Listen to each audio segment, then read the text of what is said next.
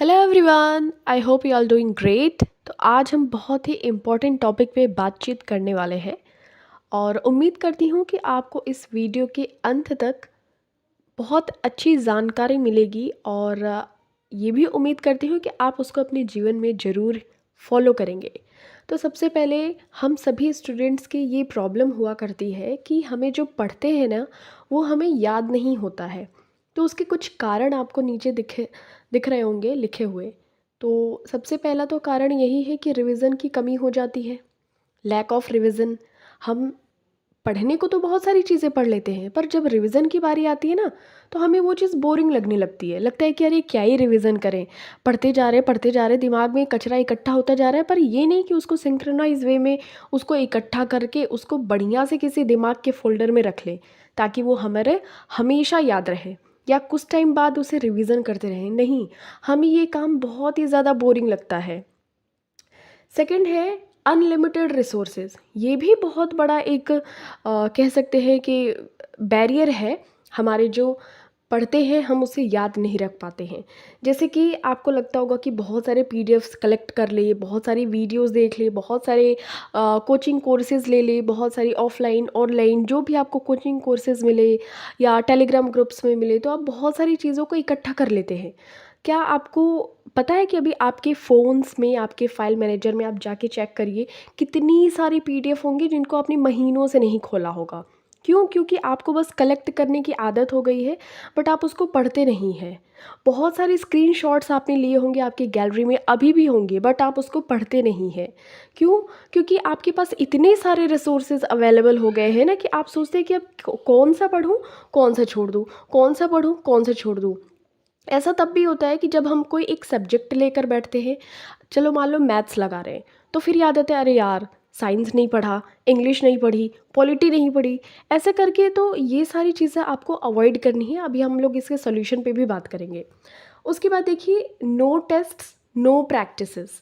आप अगर कोई चीज़ पढ़ते हैं, अगर आप उसको रिवीजन नहीं करते हैं, ना उसका प्रैक्टिस करते हैं, ना कोई उसका मॉक टेस्ट या टेस्ट लगाते हैं, ओके, तो ये सारी चीज़ें अगर आप नहीं करेंगे तो ये सारे कारण बन जाते हैं, रीज़न बन जाते हैं कि आपको पढ़ा हुआ इसलिए नहीं याद हो पाता। ओके। और फोर्थ नंबर भी, ये तो बहुत ही ज़्यादा मतलब कि आज के युग में कहे ना, आज के जनरेशन में मोबाइल एक्सेस जो यूज़ कर रहे हैं लोग, बहुत ज़्यादा यूज़ कर रहे हैं, इंक्लूडिंग मी। तो ये बहुत ही ज़्यादा मतलब कि बैरियर, बड़ा बैरियर कह सकते हैं कि हमें पढ़ा हुआ इसलिए नहीं याद होता। क्योंकि जो हमारा फ्री टाइम होता है, या हम फ्री टाइम क्या बोले, अगर पढ़ाई का भी टाइम होता है ना, तो उसके बीच में से भी हम लोग टाइम निकाल लेते हैं मोबाइल यूज़ करने के लिए। मोबाइल यूज़ करने के लिए हमको अलग से टाइम सेट नहीं करना पड़ता, मोबाइल यूज़ अपने आप ही हो जाता है। ठीक है। तो ये चारों रीज़न्स आई होप आप सभी रिलेट कर पा रहे होंगे कि पढ़ा हुआ हमें इसलिए नहीं याद रहता है। हम ना रिवीजन करते हैं, ना हम क्या करते हैं कि एक ही सोर्स पे स्टिक रहें, ना तो हम अगर अनलिमिटेड सोर्सेज खोजने लगते हैं कि अच्छा इस मेरे फ्रेंड ने ये पढ़ रहा है, मेरा फ्रेंड ये सजेस्ट कर रहा है, तो चलो उसको भी देख लेते हैं। अगर किसी और यूट्यूब चैनल या कोई भी अगर आपको बताए तो आप उसकी तरफ ज़रूर जाके दौड़ते हैं। आपको एक अपना फिक्स दायरा ऐसे सेट कर लेना है कि मुझे इसके बाहर नहीं जाना है। तो इस तरीके से अगर आप सेट कर लेते हैं ना, तो ये सारी चीज़ें आपको बहुत हेल्प करेंगे कि आप पढ़ा हुआ कैसे याद कर पाएँ। और देखिए, प्रैक्टिस मस्ट है। प्रैक्टिस मेक्स अ मैन और वुमेन परफेक्ट। तो ये आपने कोट भी सुनी होगी। मोबाइल का यूज़ तो क्या ही कहा जाए। मोबाइल तो आजकल सबके मतलब कि अ, एकदम मतलब कि जैसे रूटीन होता है, डेली रूटीन, ब्रश करना, फ्रेश होना, नहाना धोना, उस तरीके का एक रूटीन बन गया है सबका कि फ़ोन के बिना आजकल किसी का गुजारा ही नहीं है। ऑक्सीजन के जैसे हो गया है मोबाइल।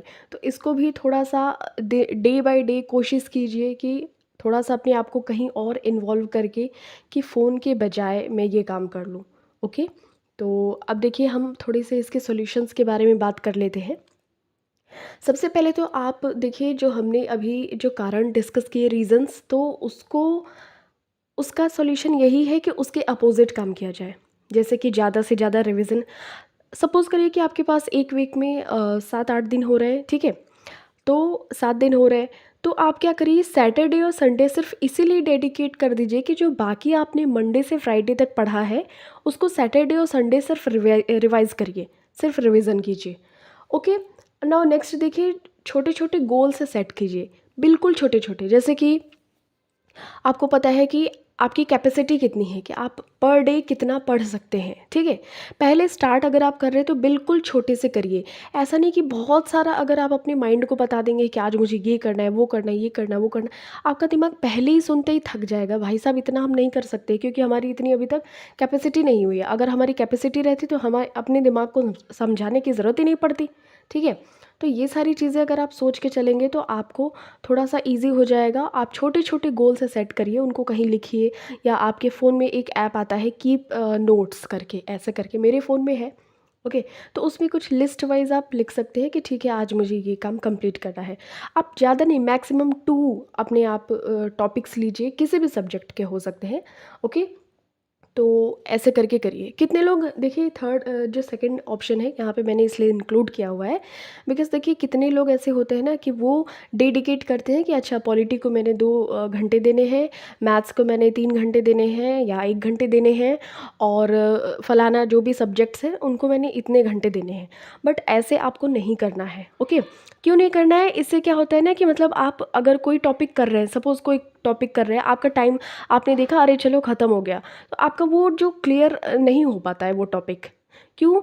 क्योंकि आपने देखा कि अच्छा चलो मैथ्स को मैंने 1 घंटे दिया था, मैं ये क्वेश्चन सॉल्व कर रहा हूँ, और अगर बीच में 1 घंटे हो गए तो आप आगे के जो क्वेश्चंस आपके मन लग रहा होगा कि हाँ हम चलो कर लेते हैं, तो आप वो सोचेंगे कि चलो अब कुछ और सब्जेक्ट पढ़ना है तो अब चलो इसको तो कल कर लेंगे, ठीक है? तो इस तरीके से आपको वो टॉपिक वहीं पे छूट जाता है और क्लियर नहीं हो पाता है।